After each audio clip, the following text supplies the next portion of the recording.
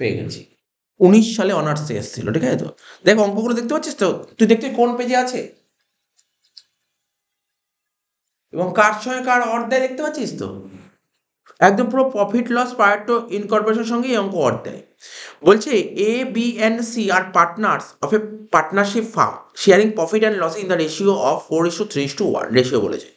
Balance sheet দিয়ে দিয়েছে, সুন্দরভাবে ব্যালেন্স শিট দিয়ে দিয়েছে। দেখ এটা partnership business, A B C. আগেটা যেমন একটা সোল প্রোপ্রাইটারশিপ বিজনেস ছিল, আর এখানে কি পার্টনারশিপ বিজনেস হতেই পারে। তো তিনজন মিলে বিজনেস করছিল, তিনজন পার্টনার মিলে।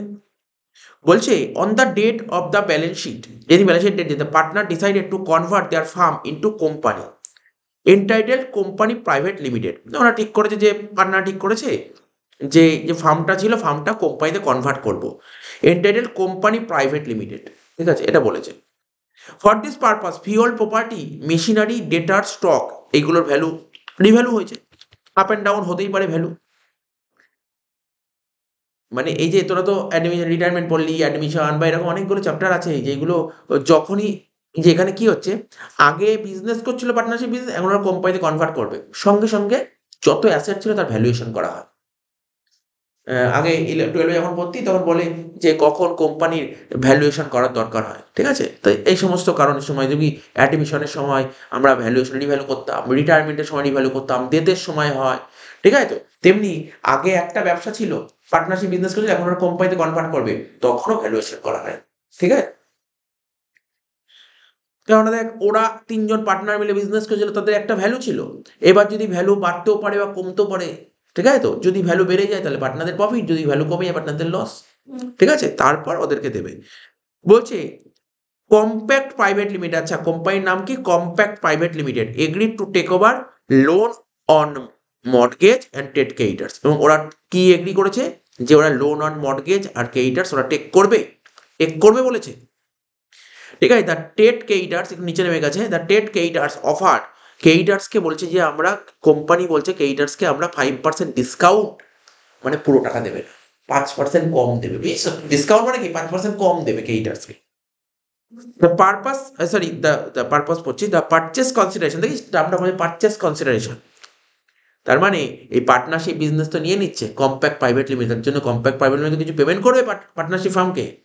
কি পেমেন্ট করছে দেখ, বলছে দেখ আমি কি বলেছিলাম, কি কি থাকবে? Equity share, preference share, cash থাকবে। দেখ 67টা শেয়ার দিচ্ছে ইকুইটি শেয়ার 10 টাকা করে, মানে 6,70,000। 2,000 খানা প্রেফারেন্স শেয়ার দিচ্ছে 100 টাকা করে, মানে 2,00,000 টাকা। আর বাকি টাকা বলছে ক্যাশ দিচ্ছে, বাকি টাকা। আগের অঙ্কে বাকির প্রশ্ন ওঠেনি। আগের অঙ্কে ধর আমি কি বলেছিলাম, আগের অঙ্কে ধর ওর থেকে 2,60,000 নিলাম, 2,50,000 দিলাম, বলে দিচ্ছিল কি দিচ্ছি।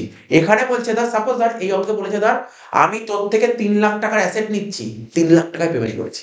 বুঝিস কি বললাম? আগের অঙ্কটা ছিল 2,60,000 নিয়ে 2,50,000 দিয়েছি, আর এই অঙ্কে 3,00,000 নিয়ে 3,00,000 দিয়েছি। ফর এক্সাম্পল জানি না 3,00,000 হবে কিনা, আমি বললাম বাকি টাকা বলেছে, বাকি টাকাটা, হ্যাঁ এই জন্য পুরো টাকাই দিয়ে দিচ্ছি। অর্থাৎ এই অঙ্কে লাভ লোকসানের কোনো প্রশ্ন উঠছে না, বুঝতে পারলি তো? আগের অঙ্কে লাভ লোকসানের প্রশ্ন উঠেছিল, অর্থাৎ গুডউইল ক্যাপিটালিজম। দেখেছি আগের অঙ্কটাও দেখ, 18 অনার্সে এসেছিল পারচেস কনসিডারেশন বের করো, 19 অনার্সেও এসছে পারচেস কনসিডারেশন বের করো। তা কত সোজা পারচেস কনসিডারেশন বের করা। তো পারচেস কনসিডারেশন করে দেবো। তারপর বলছে কি জার্নাল করে দাও যে কিনছে তার বইতে। তো দেখেছিস একই অঙ্ক, অঙ্কের মধ্যে কিচ্ছু নেই।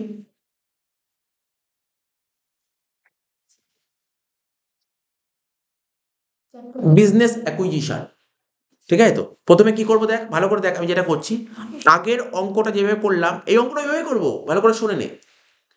আমি আগের অঙ্কটা করলাম কিভাবে দেখেছিস তো? হ্যাঁ, আগে পারচেজ কনসিডারেশন বার করে নিয়েছিলাম, এখানেও আগেই পারচেস করে বের করবো, কিন্তু না একটু টেকনিক্যালি করবো। টেকনিক্যালি কেন? দেখ কে স্যার টেকনিক্যালি ব্যাপারটা আমি বলছি, আমি বলেছি বাকি টাকাটা কি দেবে বলেছে? ক্যাশ।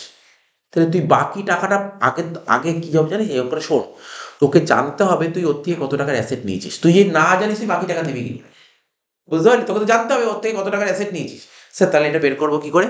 দেখ এখন যে ওয়ার্কিংসটা করবো সেটা আমি আগের অঙ্কেও করতে পারতাম, কেন করিনি? আমার দরকার হয়নি। অর্থাৎ যখনই এই চ্যাপ্টারের অঙ্কগুলো দেবে, অনেকে করে যেটা আমরা যখন 5th সেমিস্টারে উঠবো, অ্যামালগামেশন চ্যাপ্টার আছে, প্রতিটা অঙ্কে এরকমভাবে করি। সবার প্রথম আমি নেট অ্যাসেট টেকেন ওভার বের করে নিই। কি বের করে নিই? যেটা আমি আগের অঙ্কে তোকে একটু বোঝাচ্ছিলাম মনে পড়ে? অ্যাসেট থেকে লাইবিলিটি বাদ দিলাম, কত টাকার অ্যাসেট নিয়েছি বের করলাম। ওটা প্রতিটা অঙ্কে আমরা যখন 5th সেমিস্টারে উঠবো তখন অ্যামালগামেশন চ্যাপ্টার আছে, তখন প্রতিটা অঙ্কে এইভাবে করে।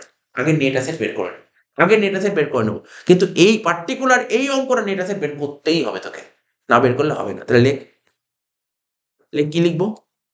Net asset taken over. পার্কিংস এর নাম কি লিখবি? Net asset taken over. লেখ নেট অ্যাসেট টেকেন ওভার। কি লিখলাম? Net asset taken over. কি লিখলাম বল? Net asset taken over. কি করে লিখতে হয়? তো রুপিসের ঘর যেমন হয় জানিস, তো বলার কিছু নেই। কি লিখবি এখানে? Total asset. আচ্ছা, তোকে যদি কেউ বলে নেট অ্যাসেট বের করার ফর্মুলাটা কি, এক্ষুনি বলি যে মুখস্থ হয়ে যাবে। নেট অ্যাসেট, টোটাল অ্যাসেট থেকে কারেন্ট লাইবিলিটি বাদ দে, টোটাল অ্যাসেট থেকে তুই লাইবিলিটি বাদ দে, তাকে বলে নেট অ্যাসেট। বুঝলি? টোটাল অ্যাসেট লিখছি আমি, কোনো অসুবিধা নেই। টোটাল অ্যাসেট, প্রথমে নাম কি ছিল বল? Freehold property. লেখ freehold. Freehold property মানে জানিস তো? খালি জমি। ফ্রি হোল্ড প্রপার্টি মানে খালি জমি। তাহলে খালি জমি, অর্থাৎ পার্টনারশিপ ফার্মে কত ছিল খালি জমি? 4,80,000 টাকা ছিল। এবার দেখতে হয় কি বলতো, পুরো কি 4,80,000 কি ওকে 4,80,000 দিয়েছি, নাকি কম দিয়েছি, নাকি বেশি দিয়েছি? অর্থাৎ অ্যাডজাস্টমেন্টে ফ্রি হোল্ড প্রপার্টি সম্পর্কে কিছু বলেছে? হ্যাঁ স্যার বলেছে, 6,24,000। তাহলে ফ্রি হোল্ড প্রপার্টি 6,24,000 লিখবি, 4,80,000 আর লিখবি না। মেশিনারি।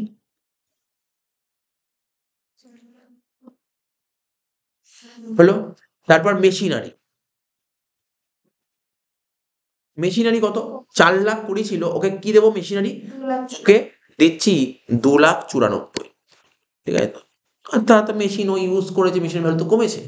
এই জন্য জেনারেলি ফ্রি হোল্ড প্রপার্টি খালি জমির ভ্যালু বাড়ে, তাই বেড়েছে। তাহলে ডেটার্স 1,50,000 টাকা ছিল, ডেটার্সের ভ্যালু কত দাঁড়িয়েছে দেখ, 1,35,000। ডেটার্সের ভ্যালু কমেছে। তাহলে কি বুঝতে পারলি? স্যার ব্যালেন্স শিটের ভ্যালু নিতে নেই, যদি অ্যাডজাস্টমেন্টের ভ্যালু দেয় সেই ভ্যালুটাই নিতে হয়। স্টক, স্টকের ভ্যালু কত বলেছে? 2,60,000। 2,60,000। আর ব্যাংক, এখন তো বলি স্যার ব্যাংকের ভ্যালু কমতে পারে বাড়তে পারে, আরে এটা কখনো হয়? ব্যাংকের ভ্যালু কমবে বা বাড়বে, হতে পারে কখনো? ব্যাংকের ভ্যালু কমবে বাড়বে, ব্যাংকে যে টাকা আছে আছে, তো ব্যাংকের ওই ভ্যালু যা ছিল তাই বসবে, 20,000 টাকা যোগ করে দে। তাহলে তুই টোটাল অ্যাসেট নিয়ে নিলি এত টাকা, টোটাল অ্যাসেটস 6,24,000, 2,94,000, 1,35,000, 2,07,000 আর 20,000।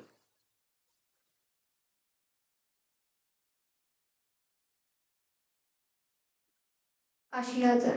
টোটাল অ্যাসেটস হয়ে গেল। এবার এর থেকে মাইনাস করবে কি জানিস তো? দেখ আমি কি লিখছি, ভালো করে শুনবি। এক্সটার্নাল লাইবিলিটি, এই কথা লিখবি, এক্সটার্নাল।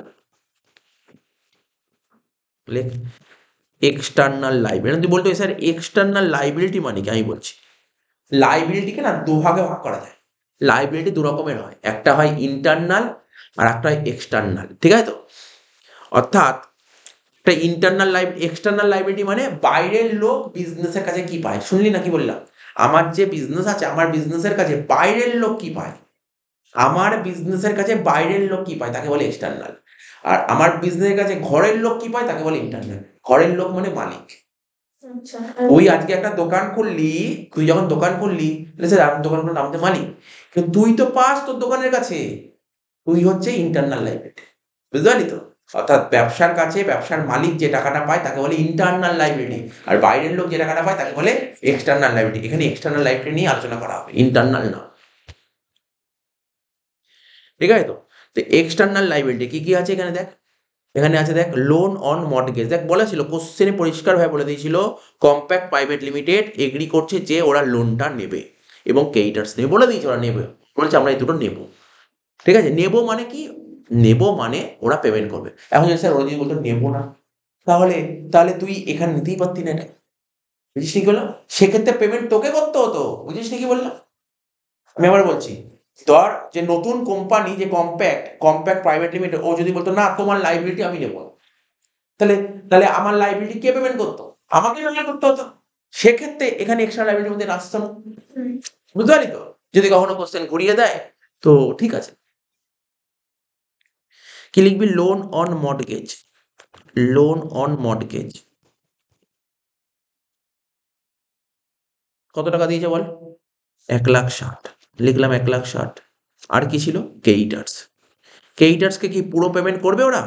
না, 10%, 5%। 5% কম পেমেন্ট করবে। তাহলে 1,80,000 থেকে 5% বাদ দিয়ে কর, ক্যালকুলেট লেখ। 1,71,000 1,71,000 হয়ে গেল। তাহলে 1,60,000 আর 1,71,000 যোগ করলে কত? 3,31,000। বাদ দে। কি ওটা কি আউটারে করে দে? হ্যাঁ মানে ইনার আউটার করেছি, দুটো ঘর করেছি, দেখ তাহলে বুঝতে সুবিধা হবে। আমি বুঝলেন? একবারে করে আচ্ছা হ্যাঁ ঠিক আছে, কোনো সমস্যা নেই। আচ্ছা পরীক্ষার হলে এটা কিন্তু দাগ কাটবে। দাগ জানিস তো কেমন দাগ হয়? হয়ে গেল টুক টুক টুক টুক টুক টুক টুক হয়ে গেল, দাগ হয়ে গেল। বুঝলি তো, এরকম দাগ হয়ে গেল, বেশ নর্মালি দাগ হয়ে গেল।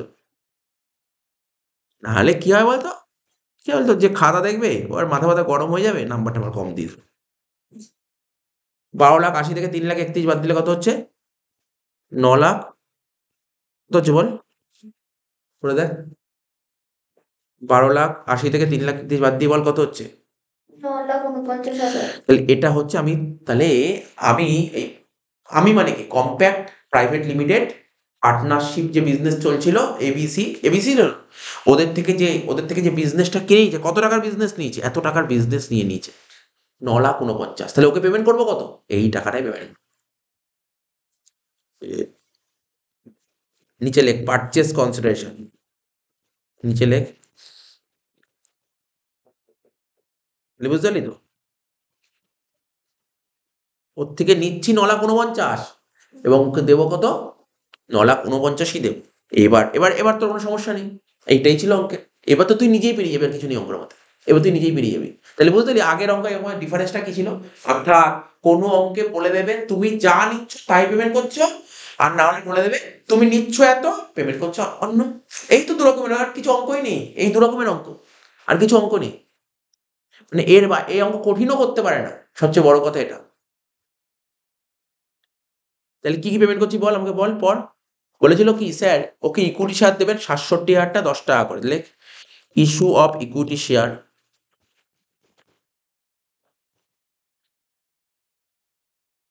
ইস্যু অফ ইকুইটি শেয়ারস 67,000টা 10 টাকা করে হলে কত হয়? 6,70,000। আর কি দিচ্ছি?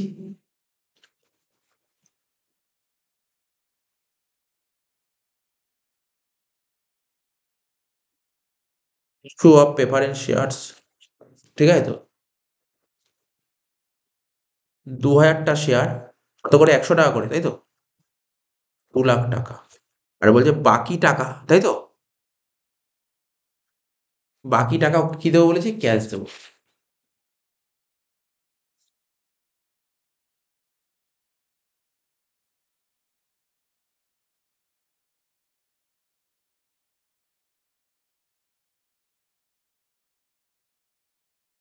বাকি কত হচ্ছে দেখ, করে দেখ, করে দেখ বাকি কত হচ্ছে। টোটাল তো 9,49,000 হবে। লেখাটা হলো ব্যালেন্সিং ফিগার। প্রেফারেন্স শেয়ার কত টাকা আছে? প্রেফারেন্স শেয়ার বলেছিল তো 2,000টা প্রেফারেন্স শেয়ার কত করেছিল বল? 2,000টা প্রেফারেন্স শেয়ার 100 টাকা করে। ওই 9%, এই 9%টা ঘাবড়ানোর কিছু, 9% নাম ওটা, ওই প্রেফারেন্স শেয়ারের নাম 9%, বুঝতে পারলি তো? ও 9 নেই, ঠিক আছে? 9%টা বেকার নাম দিয়েছে ওটা। 9% মানে প্রেফারেন্স শেয়ার, যারা প্রেফারেন্স শেয়ার কেনে তারা না একটা ডিভিডেন্ড পায়, এই 9% ডিভিডেন্ড পাবে ওরা। তাহলে কর এটা কত হচ্ছে?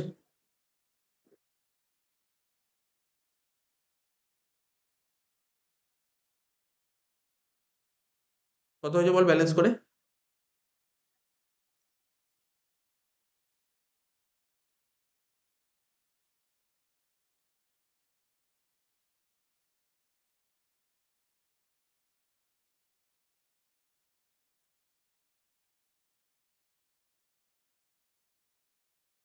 ঊনআশি হাজার হয়ে গেল।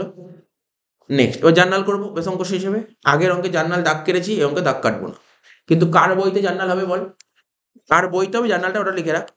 Compact, compact private limited. পরীক্ষার হলে নাম্বার যেই যেই জায়গাগুলো কাটে এগুলো দেখে রাখতে হবে তোকে, ইন দা বুকস অফ লিখতে হয়, ঠিক আছে তো? তারপর যেমন ডেবিট ক্রেডিট, একটা কথা মাথায় রাখবি, ডেবিট ক্রেডিট লিখবি, ডেবিট ক্রেডিট নাম্বার কেটে দেবে। তাহলে বল নিশ্চয়ই জার্নাল বল দেখি। আর না তোর বইয়ের হেল্প লাগবে না, জানিস তো? বই লাগবে না, বই বা তুই যে পিডিএফ দিই পিডিএফ লাগবে না। দেখ এই ওয়ার্কিংস দেখে জার্নাল বসাতে পারবি। দেখ এদিক দেখা, সবাই খাতার দিকে দেখা। তুই অ্যাসেট কিনছিস কি? এইগুলো 1টা 2টো 3টে 4টে 5টা, তুই অ্যাসেট এইগুলো সব ধরে ধরে ডেবিটে বসিয়ে দে, ধরে ডেবিটে বসা, বুঝতে পারলি তো? দেখে দেখে বসা, দেখে দেখে বসা। Free hold property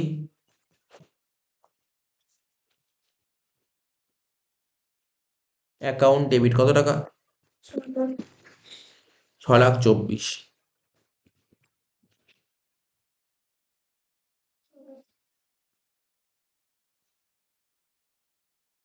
machinery account debit কত টাকা? 2,94,000। 2,94,000 টাকা।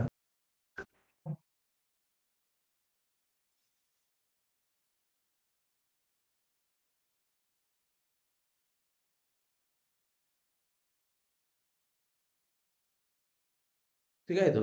Next, debtors account debit 1,35,000।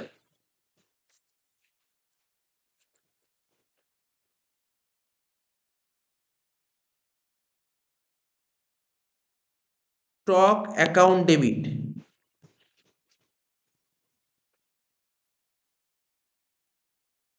2,07,000। Cash account debit কত টাকা? 20,000। টু, কি হবে? কেইটার্স কত করেছিলাম ওয়ার্কিংসে দেখ, 1,71,000। টু, লোন অন মর্টগেজ, তাহলে মনে থাকবে? কি মনে রাখবি? নতুন কোম্পানি জার্নাল অফ শেয়ার যত অ্যাসেট ডেবিট আর যত লাইবিলিটি ক্রেডিট, বেশ। To loan on mortgage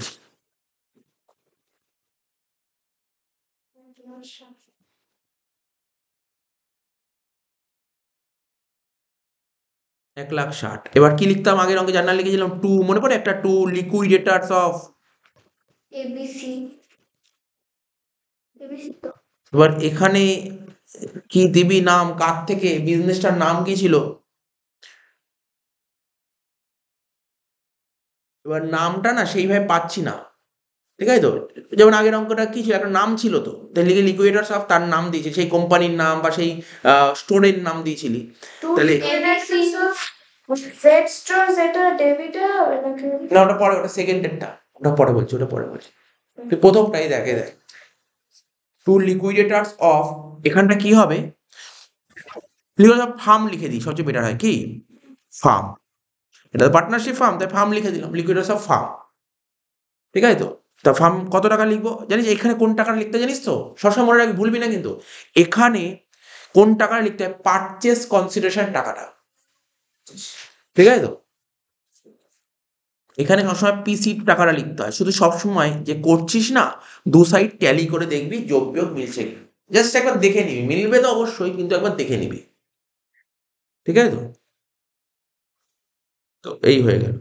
last journal করবি, লিকুইডেটার্স অফ ফার্ম অ্যাকাউন্ট ডেবিট লেখ।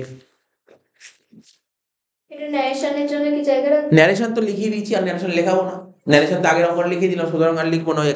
তোর তো একটা ন্যারেশন লিখে দেওয়া নেই কথা।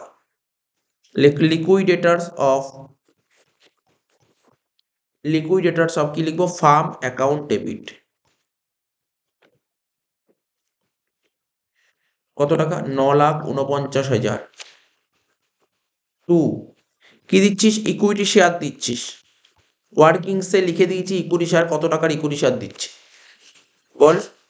কত টাকা ছিল? 6,70,000। টু, 9% প্রেফারেন্সিয়াল ক্যাপিটাল দিচ্ছিস। কত টাকা? 2,00,000 টাকা দিচ্ছিস, আর বাকি টাকাটা ওই চেক, মানে ব্যাংকের মাধ্যমে বা ক্যাশের মাধ্যমে পেমেন্ট করেছিলি। 79,000 টাকা হয়ে গেল। তাহলে বুঝতে পারলি তো? ইজিলি শেষ হয়ে গেল, টাইমই লাগলো না অঙ্কটা করতে।